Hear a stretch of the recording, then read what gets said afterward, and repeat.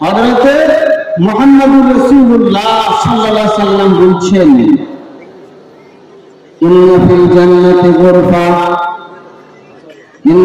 জান্নাতি গুরফাতান ইউরা যাহিরুহা মিন বাতিনিহা ওয়া বাতিনুহা মিন যাহিরিহা। দয়ার নবী বললেন, জান্নাতের মধ্যে এমন একটা মনোরম বিল্ডিং আছে, এমন একটা পুঁথি আছে, এমন একটা বালাখানা আছে।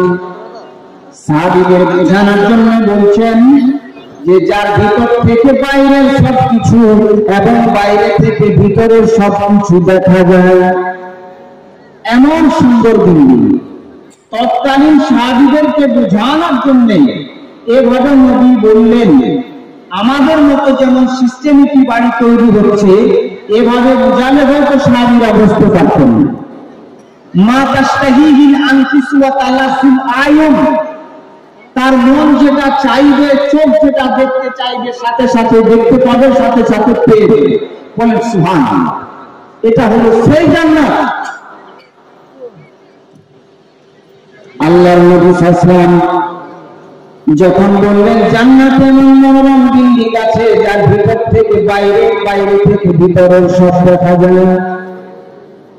হযরত আবু মালিক আল-আশআরী বললেন, লিমান হিয়া ইয়া রাসূলুল্লাহ, ওগো আল্লাহর রাসূল, সেই বিল্ডিংটা কার জন্য হবে আপনি বলে দেন। এই বিল্ডিং কে পাবে? সে সৌভাগ্যবান ব্যক্তি কারা বা কে? নবী সাল্লাল্লাহু আলাইহি সাল্লাম বলছেন, যার মধ্যে তিনটে বৈশিষ্ট্য আছে। কয়টা? তিনটে। দেখেন আপনার মধ্যে, আমার মধ্যে যদি থাকে, তাহলে সেই বিল্ডিং এর অধিবাসী হতে পারে। এক নম্বর হলো মানাতাবাল কালাম, যে লোকটা সুন্দর ও সুমধুর কথা বলে। এক নম্বর, যে লোকটা সুন্দর ও সুমধুর কথা বলে। জগতের কাছে যদি মিষ্টি কথা চাও, নিজ জিহ্বাকে মিষ্ট বলো। নিজে যদি মিষ্টি কথা বলো, সুমধুর কথা বলো, তাহলে জগৎবাসীর কাছে তুমি মিষ্টি কথা শুনতে পাবে। অন্যকে যদি ক্ষমা করতে পারো, তাহলে তুমিও কোথাও ক্ষমা পাবে। অন্যের অপরাধ যদি মাফ করতে পারো, তুমিও একদিন মাফ পেয়ে যাবে। কবি নজরুল বলেছে কত সুন্দর,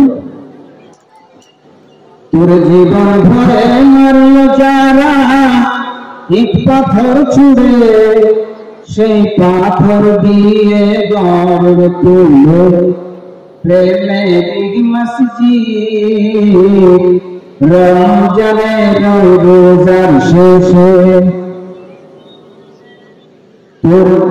তোর জীবন ভরে মারল যারা ইট পাথর ছুঁড়ে। কি চমৎকার কথা, অনিন্দ সুন্দর।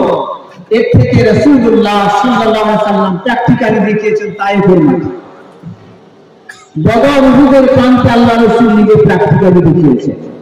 তাই নবীজি বলছেন, লিমান আতাবাল কালাম, যে সুন্দর সুমধুর কথা বলে, আচরণটাও যে ভালো করে।